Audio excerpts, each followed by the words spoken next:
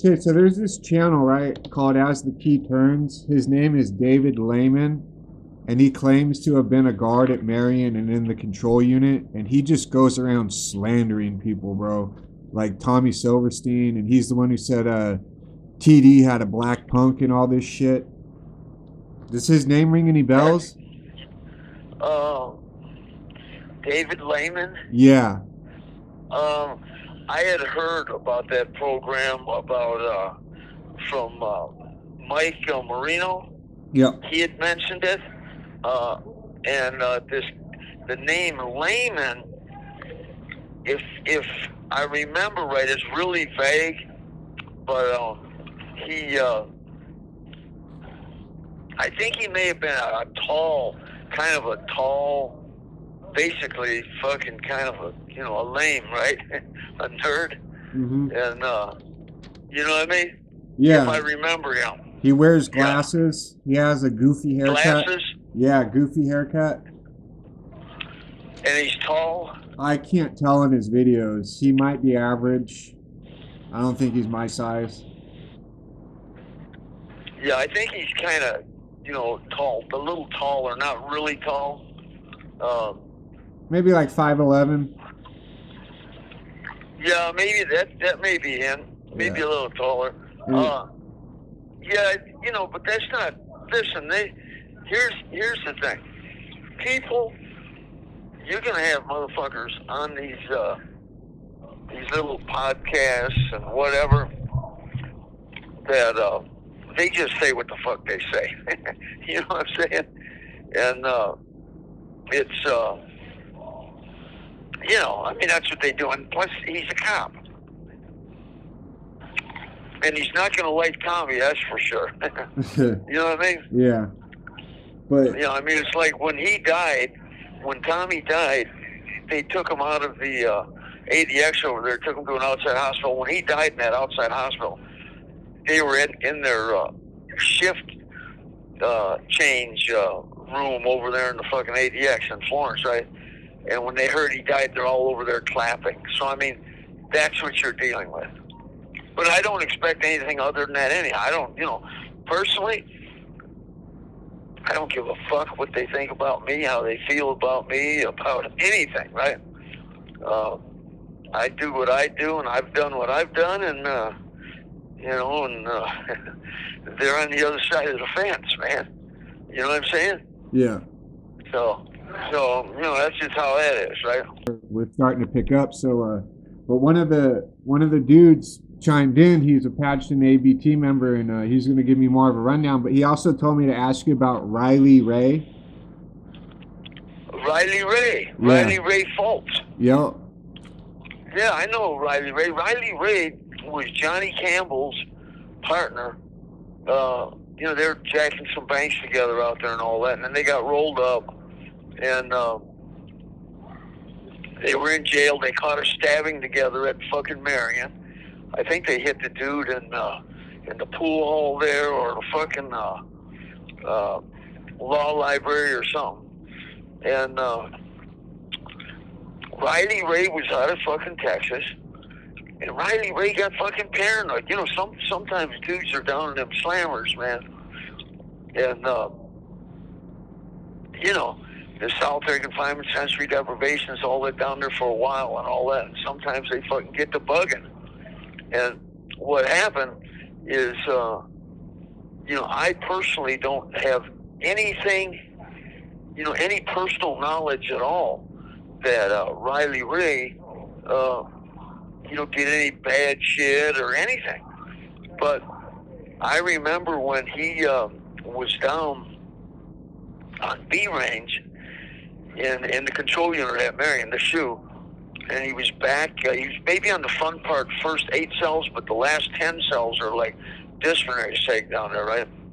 Anyhow, he fucking got to tripping, and then he guys that were down there with him, they told me, they said, man, he got the bug. You know how it works sometimes. Guy gets a tripping, then he gets motherfuckers standing on his fucking sink or something, listening to the band. He's thinking motherfuckers are talking about him, and then they start getting annoyed, and then they start hearing shit like motherfuckers are sawing through the bars on the fronts of the cells, and they're gonna get them. And that's what was going on with him. And then he fucking split. Last big scene, man, the fucking cops walked him out of there. Nobody's seen him after that. Yeah. You know what I mean? Yeah, I think he might be the one that he told me about, that he was denied correspondence with them, and he might be in WITSEC in some medium security, and I can't remember the spot, but yeah. And then Riley Ray. Riley Ray, I don't know. I shouldn't have. I'm trying to remember the conversation. There's just so much information I go deal with. Sometimes it gets convoluted. Yeah, Riley, I'm gonna tell you something, man. Riley, he just fucking spun out, man. Sometimes motherfuckers get annoyed, man. Down in them deep slammers, they get to tripping. And, and then they get annoyed and they really think motherfuckers are trying to get them. But to be honest with you, up to that point, at that time, nobody had anything bad to say about Riley, especially JC, Johnny Campbell. That was his partner. But none of us did. And he just fucking tripped out, man. You know what I mean? And did you know Johnny Campbell? Because that was another name he brought. He told me. Yeah, I knew Johnny Campbell really well. Yeah. Yeah, fucking back in 97, 98, probably 98, because I got out of the control unit at the ADX in January of 99. I did I flattened my whole bit out, right? Going out to the main line there and on the ADX.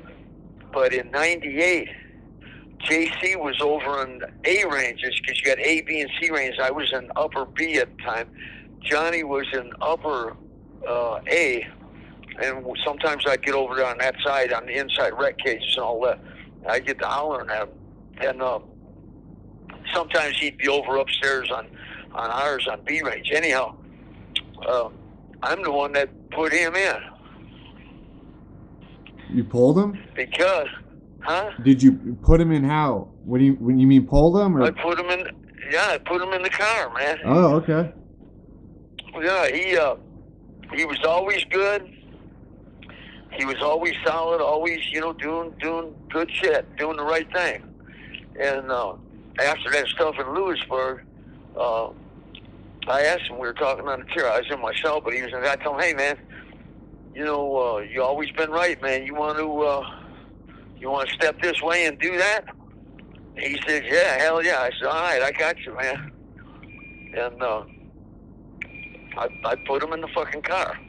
That's when I got out, and I was over in C block, which is like SEG, in disciplinary SEG and all that at the ADX. And everybody was over there, and that's when Barry and TD were upstairs, and Barry howled down to Cricket, told Cricket, hey, man, tell John, get on the phone. We got on the phone, blah, blah, blah. We were chopping up. I told him, listen, man, I got some dudes down there that I'm putting up, and I'm going to run them back. And Barry said, well, listen, man, we trust your judgment, trust your words, so if you're putting them in, they're good. You know what I mean? So I said, all right, well, I'll start their bullet then. You know what I mean? Mm-hmm. And Johnny Campbell, JC, he was one of them. JC was a good guy. And, yeah. He was a good guy, man. Yeah, and he died. He didn't work out much, and he, sometimes it's one of them things. You got to fucking exercise. You got to drive. You got to try to stay healthy. That's what we really did down there. You know what I mean? Mm-hmm. It's like Ziggy, a great story. When he fucking testified down there in that Santa Ana fucking racketeering case we had down there, he made the statement. He says, I used to make him work out so fucking hard that dudes be throwing up and passing out, right? And but the thing is, I used to tell him, yeah, you hate me now, but you're going to thank me later. You know what I mean? Mm-hmm. You have the win later. Yeah. I mean, hey, man, you're going to thank me later, man. You're going to get in some, like, really, really good shape. And you'll be able to, your fucking ass is going to be able to carry out the commands of your mind, right? Mm-hmm. Hey, That's how that works. Yeah. What's the process of making a brother? Is there a ritual, or is like everyone just like you said you brought a couple cats in and ran it by Barry? Does the commission have to sign off, or like you said, they trust your word? Well, And, here's the thing. The way it used to be is somebody would look at somebody and say, okay, they want this guy wants to step that way, and the guy that's representing them, that's going to put them up. He brings it to the table. So the way it used to be is even before there was a commission, the way it was is if one brother, the name gets shot all over the country, and if one brother says no, and he doesn't even have to say why. If he says no, then it's no. The thing is that doesn't mean the dude's a bad guy. It's just for whatever reason the brother's saying, man, I don't think he's material like that. I don't think he'd be a good fit for that, right? So then when it came later on with the commission, what it was is it would get run by all the brothers, and then it would get run through the commission. But then that changed up, and it turned into a thing where, if especially, like I'm on the commission, so if I'm co-signing that, if I'm rubber stamping that, saying this is a good dude and blah blah blah, and they're saying, okay, well we trust your judgment,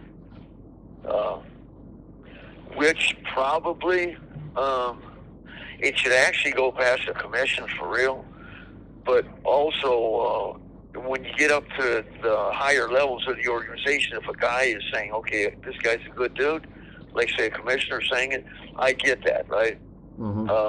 Because sometimes the way it used to be way back in the days, if one brother said no, just said no for whatever reason, and he didn't even have to say why.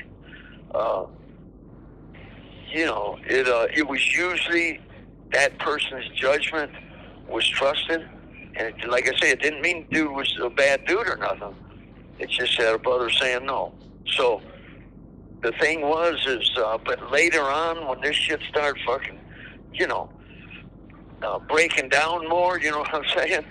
Because I'm gonna tell you something. There was a time when the brand was a really, they doing what they doing, you got guys shooting dope and doing all that fucking shit, but this was an honorable organization, a really honorable and righteous organization. And then, it's like anything else with the passage of time. Shit starts deteriorating and, eroding and just whatever. So now you can start getting into situations where if somebody was putting somebody up and somebody said no, he may, you don't really know. This guy could be saying no for the wrong reasons.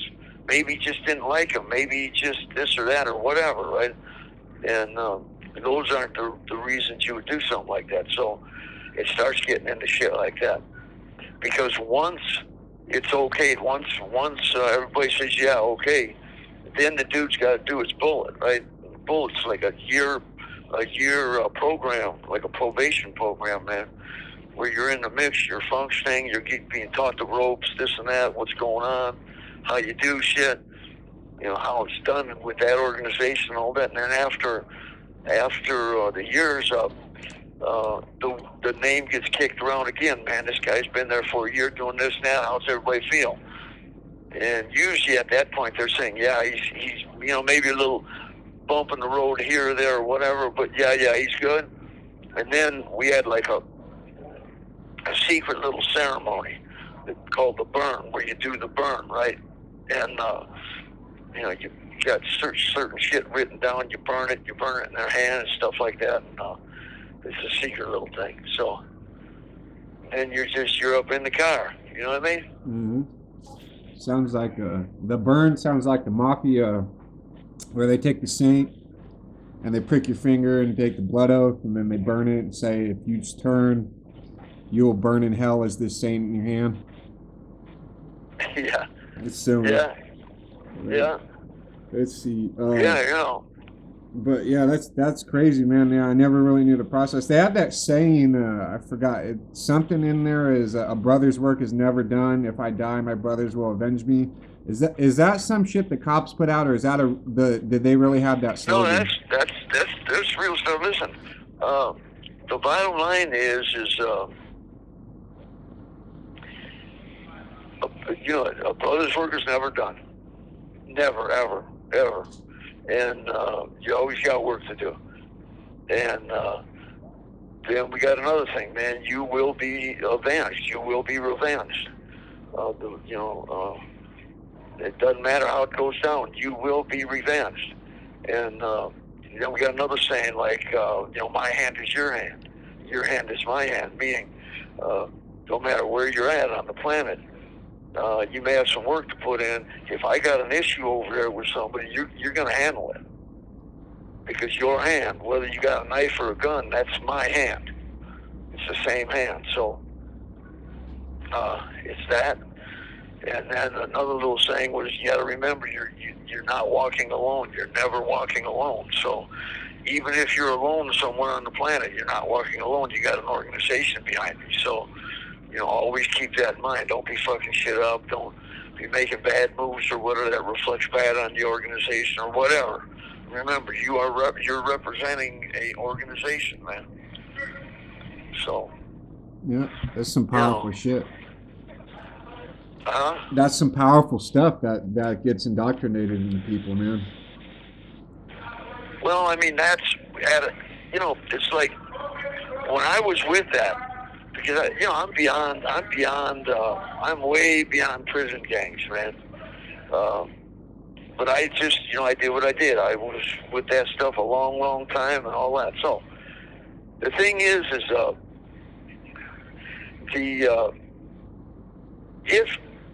you're, you've got to have policy and procedure and ethics and morality and principles you live by and all that have to go across the whole organization.